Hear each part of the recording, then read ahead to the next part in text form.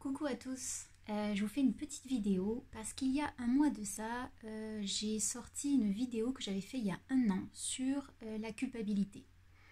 Je parlais dans cette vidéo les comportements qui induisaient une autoflagellation, une autocritique, une façon de se sentir jamais à la hauteur, de toujours vouloir s'améliorer et de prendre en fait de prendre la responsabilité de tout ce qui nous arrivait dans n'importe quel échange avec les autres. Et à quel point ça pouvait être difficile. Et j'avais parlé de l'élixir du pain sylvestre qui permet justement de se respecter et d'être plus doux avec soi-même.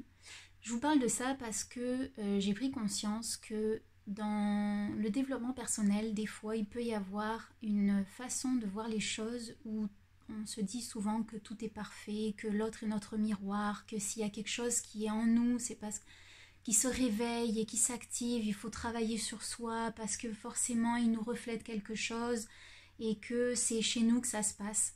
Or, dans une relation, il y a deux, voire plus de personnes et c'est important de voir, je pense, que des fois on a des ressentis et que c'est pas nécessairement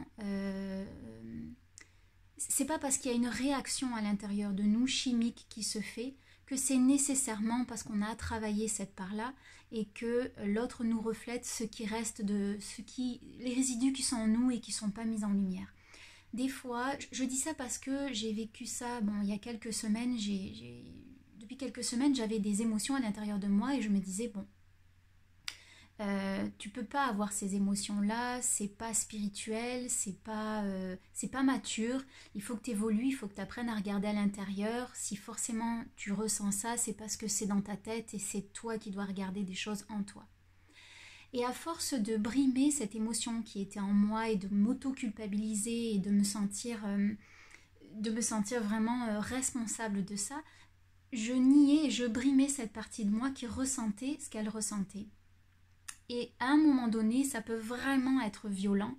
Hier, j'ai vécu une situation où j'ai échangé avec une amie, petit clin d'œil Sandrine, et en fait, je me suis rendu compte que je m'auto-sabotais et que à force de nier ce que je ressentais, de me dire que c'était à moi de travailler, que c'était quelque chose qui était de l'ordre de mes peurs et que en fait c'était faux ce que je ressentais, j'en suis venue à vraiment trembler et à me rendre compte que je pouvais plus et il y avait comme une envie d'exploser et c'était quasiment plus tenable. Enfin c'était heureusement que mon amie était là, bon voilà, elle m'a fait un petit soin, etc. Mais c'est de voir à quel point de réprimer quelque chose qui vient de nos tripes en fait, parce que là clairement ça venait de mes tripes et j'ai pris conscience que je ressentais quelque chose et c'était juste ce que je ressentais. Et ça pouvait avoir l'air d'être en réaction contre quelque chose ou contre quelqu'un.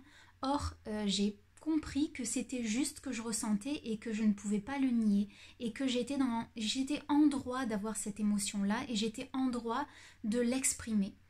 Et ça a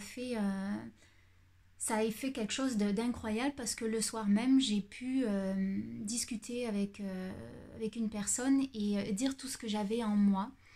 Et, euh, et ça a été magique en fait, parce que même s'il y avait une certaine forme de colère en fait, c'est parce que c'était une colère d'avoir réprimé ça et de m'être auto-flagellée, il y avait quand même une sensation d'être alignée, d'être juste dans ce que je ressentais et que je savais que ce sentiment-là était juste, même si c'était peut-être pas positif ou lumineux comme on veut le voir dans la spiritualité. Et je me suis donné le droit de ressentir ça et ça m'a fait un bien fou. Et c'est vrai que bon, le pain sylvestre, tout ce qui est l'incapacité de s'accepter, les mauvaises pensées, les remords, etc. Toujours travailler sur soi, vouloir être parfait, c'est un petit peu l'histoire de ma vie. C'est quelque chose d'avoir peur. En fait, je pense que c'est comme si ça fait part à une blessure de rejet, je pense, où c'est comme ne pas avoir le droit d'exister, en fait. Bon, c'est assez profond, j'ai creusé le truc, ça n'empêche pas que la blessure est toujours là et qu'il y a des situations qui me replongent dans cette émotion-là.